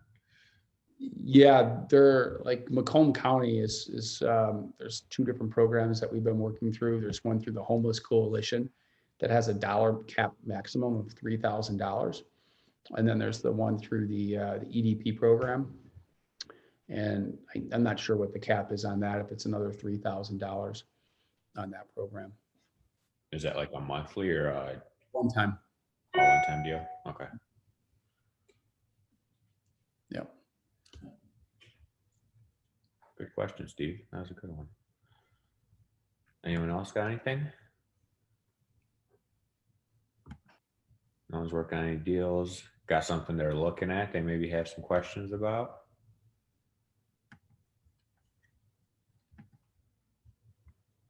Hey, can you guys hear me? Oh, what up, Paul? Go ahead. What's up? So it was crazy that this is actually why I left the Zoom for a while. A friend texted me and said that he locked up a deal in Texas for hold on, I'm forgetting if it's a 32 or a 36 unit. So I didn't know if anybody in here could do anything with that. I can send over the details tomorrow morning. What part of Texas and how cheap is it? Let me actually let me pull up his email. So I believe he said it's around $500,000 down. Killing, Texas. It's in Central Texas, home to Fort Hood military base. Okay. Del Norte Apartments. So 32 he units? said around, what was that? 32 units. Looking for the exact unit count he sent me. Yeah, I mean, definitely send it to me. Yeah, it's 36 units. 36. Yeah. Yeah, so seller financing available. We can either talk about it or I can send over the email as well sometime tomorrow. Yeah, I'd be interested in looking at it. Sure. Okay. For people in this, you could probably just grab all the emails from the chat, send it out to everyone. I got a big scary deal that came to me today. 216 units in Hazlet. Anybody want to guess the price tag on it? Hazlet, Michigan? Yeah, Hazlet. I just got it today through a broker we know. I was going to tell you about it. What do you think? 23 mil. 20. Sounds right. Well, I don't know if it is or not, but is it Namoki Trails? Because if it is, I want to buy it. Yeah, I'd love to buy my old apartment complex where I used to rent when I was in law school. Right. That would be yeah. No, he called me up. He said he's been working the seller for a while, and he said we got to move on it. Like, you've been telling me about it forever and haven't sent me anything. He's like, he's getting unsolicited offers. I think this is where it's got to be. It's like 20 mil. That's a big number. We can do it. It's no problem. That's 92 a door. What's that? It's almost 92 a door. That's exactly what I said to him. I'm like, 90. That's where my mind went too, Tio. I said 92 a door. He goes, Travis, this market inspection stuff way over 100. It's just crazy. I believe that, actually. I mean, Hazlet's a pretty nice area, right? I mean, like, I could see that. I mean, there's stuff selling for 70, 80 a door that's in way less good neighborhoods than that. So, I mean, obviously rents matter though. Like, what's the rent look like? I don't know. Safe. I haven't even heard of Hazlitt. Right? Safe. Hazlitt's over by East Lansing. It's just to the east of East Lansing. Just a little bit east of East Lansing, like say 10 minutes from East Lansing. Over by Okemos, if you know where Okemos is, it's just north of Okemos. Yeah, I just looked it up. What were you saying, Travis, to me? I said, don't you have a 60 pack with a 450,000 NOI that you were telling me about? Which deal was that? There's too many deals, man. No, man, I know that deal. I'm happy to sell that to someone if they want. I'm happy to sell it. 4.5 million. We'll sell it at a 10 cap right now. 10 cap. There was seller financing, right? Yeah, man. I think the seller said 30 to 40% down, right? But it depends. Like if he keeps management, he'll do it for 30% down. If you take your own management, it's 40% down. No. Okay. Could be a good one. I'm down for that 218 if the numbers work out on it. I got a bunch of cash sitting from doing refinances, and I'll have a bunch more here shortly. So Most importantly, how does Jeff know what this random city is? You say you live there, Jeff? I used to live there when I was in law school. Yeah, Hazlitt. Oh, okay. I was like, how do I not know about this? I didn't know this is Okemos though. This is crazy. I'm looking at the report right now. I just opened it up. This is crazy. No, is it south of Hazlitt, like Meridian Township, or is it actually Hazlitt? No, it's Meridian Township. Closer to 69 or to 96? Hazlitt's in Meridian Township, just to be clear. Well, yes, I get that, but like it can be in Hazlitt or it can be in Meridian Township, but not in Hazlitt. Do I know crazy? So I'm looking at the CoStar report. I didn't look at it before. They paid $6.2 million for it in 2008. That sounds right to me, though. We should have bought it in 2008. Of course, we should have bought everything in 2008. True. That's crazy. Hey, well, listen, I mean, I think if I want to, like, I don't know what you said before I came on, T, and I apologize for not being there to hear everything. I'm sure it was amazing. Did you tell everyone that you're closing on a 20 unit in like 20 hours? No, I didn't talk about that. Just wonder. You want to talk about it? You can talk about it. The 20 indicated. I mean, talk about it. We're closing on a 20 unit in like 20 hours. Actually, it's 2:00 tomorrow, by the way. So is Jason. Jason's closing too. So Jason too. Yeah. Jason's investing with us. Is this the office deal, Jeff? No, it's 20 units, 2 bedrooms. So this deal, it's 1.15 million basically. It's in Chattanooga. This deal, okay. And it's the rent roll on it's like $9,000 a month. It should be like double that. It should at least be 16 or 17,000. They're 2 bedroom, 1 bath with laundry hookups. They don't have central heating and cooling, but they have those like P-Tech units in them. Some of them need to be replaced, but the main problem is the owners just let the place fall apart. It's 5 minutes from downtown Chattanooga, though. Like once we throw about 300 grand in, the thing's gonna double in value. That's sweet. That's exciting. I closed on a 4 unit yesterday. And hopefully another 10 units here in the next 2 weeks. So yeah, I haven't bought anything this year, so I'm slacking. But I'm closing on the 20 unit tomorrow and a 10 unit on Thursday. So I'm gonna catch up. yeah, that 4 unit should have been my December close. So I could have reached, well, it would have tripled my number, like my goal for what I wanted to reach last year, but it didn't happen. So now I just got to come in strong this year with closing on units. You can do it. Hey, Jeff, how's your Hickson deal going? The office building? Yeah. I just rented one of the offices. It used to be rented for $150 a month. I rented for $750. Yeah. like we still have a bit of vacancy in there, but that thing, and we're renovating a 1,600 square foot space for my partner Brian and I. We're gonna move in there, so we've got that space accounted for. So we have like 13 more offices in there. So if anyone wants to rent a place cheap in Hickson, Tennessee, happy to do it.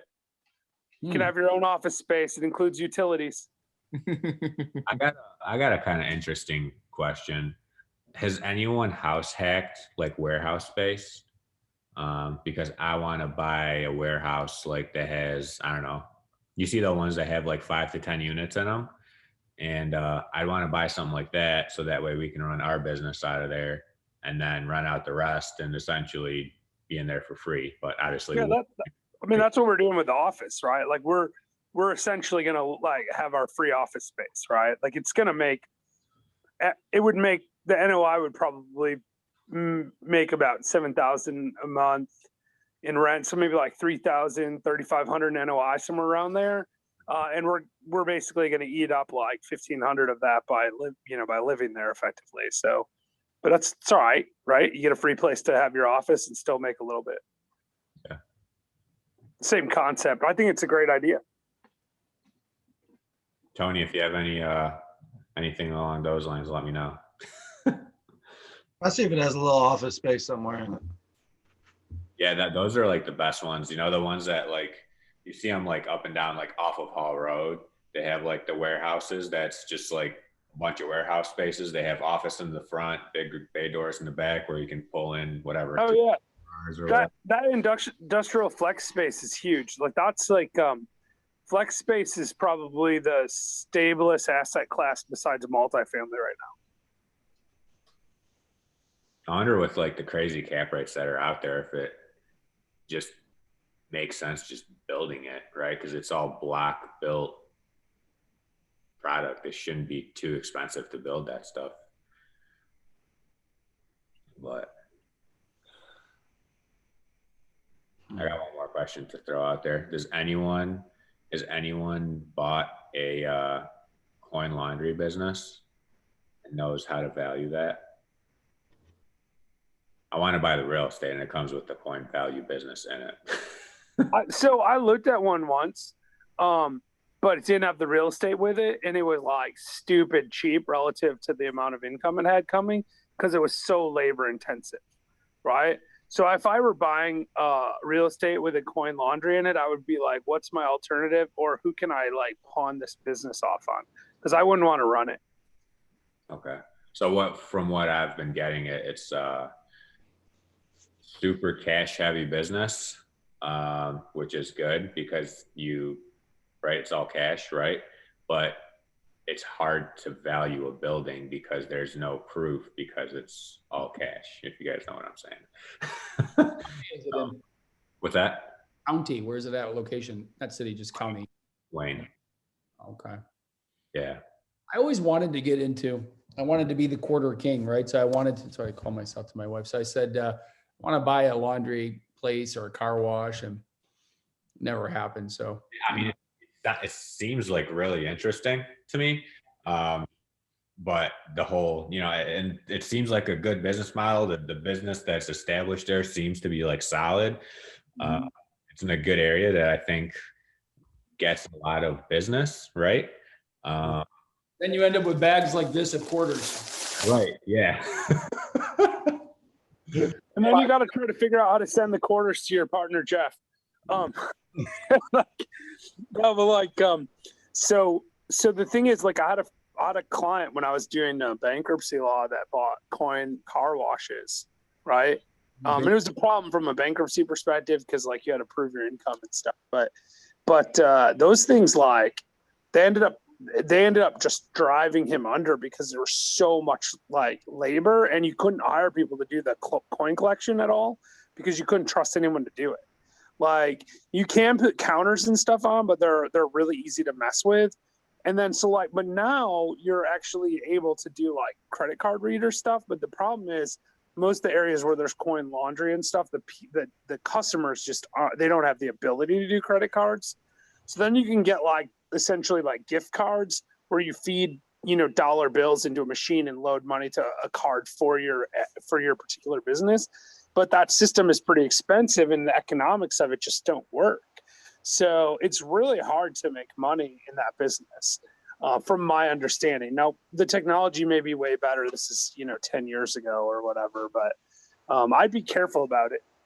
Yeah, I'm definitely not jumping in full speed. I get so like talking to the guy that the cash aspect of it is the best part of the business, right? And it sounds like you What does that mean? The cash aspect's the best part. What do you mean? as in being a cash business is the best part instead of the credit card, right? I think the way they have it set up is they have like employees that sell soaps and they collect the money off that, and then there's like a manager that goes in like once or twice a week and I guess walks out with bags and bags of coins. Or however they do it. I'm guessing the machines probably, they have something like towards the back of the machine so you're not sitting there, like Scrooge McDuck just with, huge totes of coins. But yeah, I was just curious to see if anyone else kind of looked into that and how to value it, because I'm having a hard time valuing it. I've been coming across a lot of weird deals like that where like the real estate comes with a business and most of them, they're not very well functioning businesses, right? Because if the business was functioning, then you could take over the business and that business essentially pays off your real estate, right? And if there's more units, even better. But yeah. Were you going to finance the business? I mean, I've been looking at something, finding businesses that were attached to real estate, and then, because you can finance all the equipment that's in there on a different loan, right? Then you have the real estate that you can finance separately. I'm just thinking if you didn't want to run that business, right, you could probably sell it off in some sort of seller financing, right? The business itself. But I mean, I dream, all right, I have dreams all the time that I'm going to own all these businesses, right? Following these people on Facebook that own multiple businesses, right? And they get all these different streams of income. I'm like, how the hell do they do it? Right? Be nice, but there's only 24 hours in a day and I have 2 little kids and a wife that need my attention, and I'm gonna stay in my other business. But yeah. Cool. Anyone else got any other questions they want to throw out there? Now I can just have an open discussion about any deals or anything else. Unless it's too late and you guys are ready to go to sleep. It's up to you guys. I'm always down to talk more real estate. Does anyone have any like flips or wholesale deals or anything sweet going on they want to throw out there? I know we had a few deals dropped in, I think, the comments. 2 houses in Detroit. I'm not very familiar with Detroit to know what areas those are in, but I'm sure Travis and Nate, you guys kind of are more familiar with those places. Oh, did she actually drop her information in there? Oh yeah. Did she? You did about that one house, or that was houses that she was. Yeah, she's still in here. I don't see her. I don't think so. I think she dropped the addresses, but she didn't drop her actual information. How to get a hold of her? Did she? No. I think so. I think she did. She put her phone number here. It's Linda, right? Yep, Linda. Yeah, she put her phone number in there. 8,000 or whatever. Oh no! Give me a call tomorrow. No, she didn't. Yeah. No, she didn't put her number. And you're like, hey, Anthony, give us those 3 houses. Yeah. No, it's a good practice on going in there and skip tracing her and figuring out. I think I should have her email address. So if you guys are interested in it, I'll be able to pull it. That's why I have like the little registration thing for this meeting. I got a question real quick. For someone who's, there's probably been asked already, like someone who's really brand new, fresh off the boat, doesn't really understand, been reading, been studying real estate. I know the key is to pick the type of real estate, kind of what you want to go for. But someone always tells me, look at the numbers, or if the numbers are right. I mean, what does that really mean? Honestly, like the numbers, like what does that mean? So, because when you're looking at it, you're looking at something, it looks like it's a scramble. It's like a new language to you. Now you're like trying to go out there, look at the property. How do you get yourself kind of wet, get yourself in the field, to see what's going on, I don't know if I'm asking it correctly.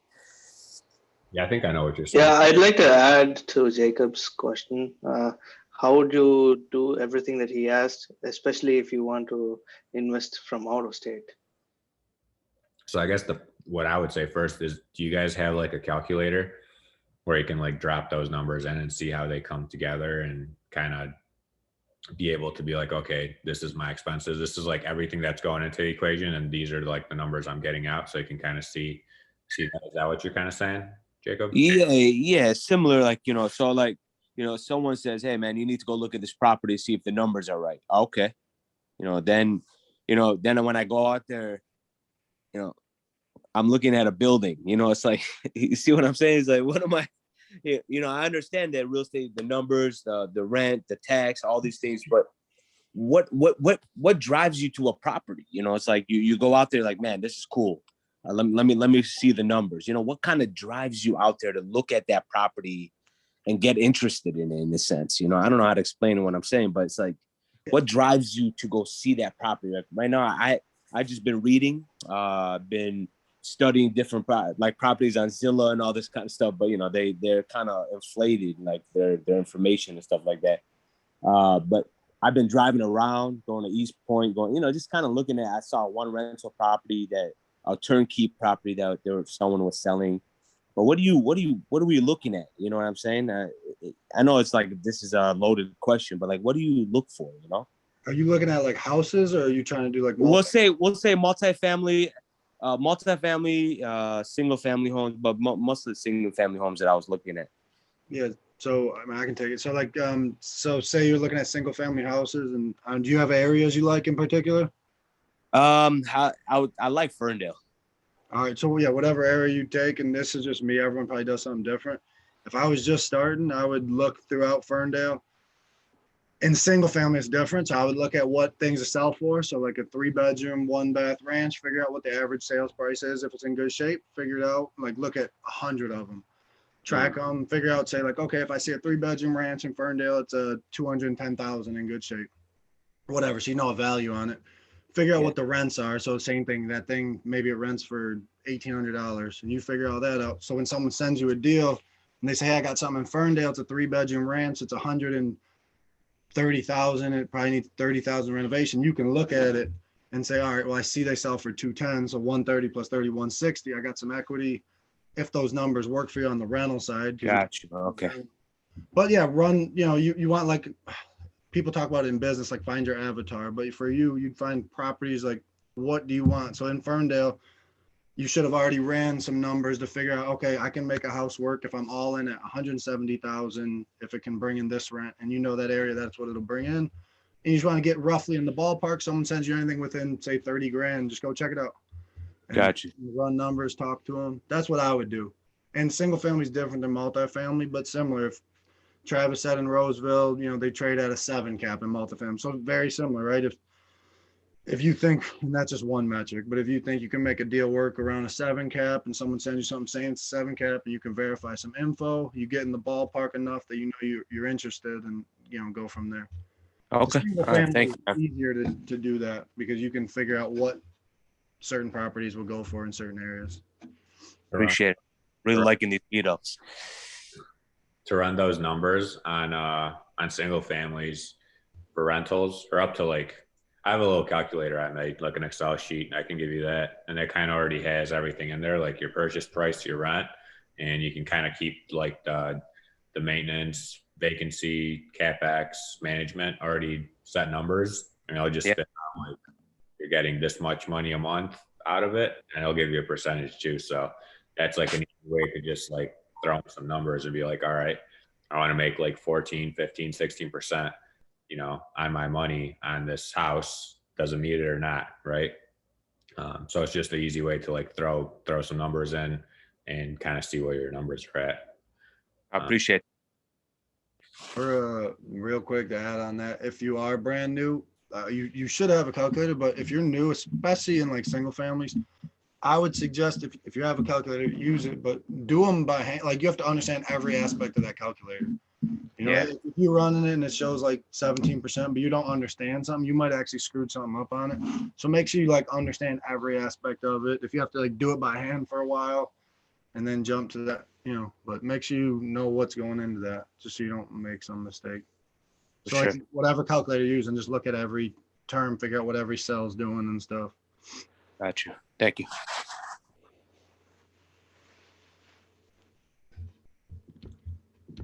Anybody else got something? And that goes for anyone. If anyone wants that calculator, my number is in the chat. Just send me a text with your email address and I'll send it on over. It's just an Excel sheet because I was sick of using the Bigger Pockets one where I'd have to like, I'd put in all my numbers and then I'd get my, you'd get to the last page, you get the thing and it's like, okay. And you have to like go back like 10 pages to like, you know, change something and see like what your numbers are. So I just made my own sheet where I could just drop in a number and it's like right there and it's good. So I've been using that for a while. But cool. Anything else from anyone else? If not, we'll call her a night. Travis, any closing statements? Oh, thanks for having me on again. It was a pleasure to be here and talk to everybody. Yeah, thank you so much. It was awesome. Thank you, everyone. Appreciate it. Thank you, Jacob. Thank you, guys. Thanks, everybody.